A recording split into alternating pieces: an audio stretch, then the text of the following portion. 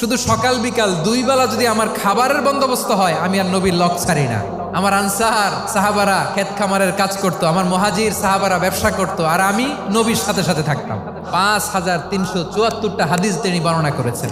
সবচেয়ে বেশি হাদিস বর্ণনাকারী সাহাবী আবু হুরায়রা রাদিয়াল্লাহু তাআলা আনহু। বিড়ালের বাবা কি করতেন? খালি হাদিস মুখস্থ করতেন। হাদিস প্রিজার্ভেশনের কাজে বিশ্বনবী ওনাকে কাজে লাগিয়েছেন। উনি একদিন বলেন, ইয়া রাসূলুল্লাহ আসমাউ মিনকা কাসীরান ফালা আহফাজু। নবী, অনেক কথা শুনি, আমার মনে থাকে না। বিষ্ণু বললেন, তাই তোমার চাদরটা বিছাও। আবু হুরায়রা বিছালেন। বিশ্বনবী হাত বুলায় দিলেন। এরপরে অনেক হাদিস বর্ণনা করলেন। আবু হুরায়রা বলে, তারপর থেকে বিশ্বনবী যাই বর্ণনা করে আমি শুনি আর একটাও বলি না। এখন সুবহানাল্লাহ। বিশ্বনবী ওনাকে নবীর এই যে লক্ষ হাদিস প্রিজার্ভেশনের এই দায়িত্ব দিয়েছেন সাইয়েদনা আবু হুরায়রা রাদিয়াল্লাহু তাআলা আনহুকে। আপনারা কি খেয়াল করেছেন কত বড় চৌকস ট্যালেন্ট হান্টার ছিল আমার নবী? এক একজনের এক এক ট্যালেন্ট, এক একজনকে এক এক দায়িত্ব দিয়েছেন, এক একজনের প্রতিভাকে এক একভাবে বিকশিত হওয়ার সুযোগ দিয়েছেন। আওয়াজ করে বলেন ঠিক কি না?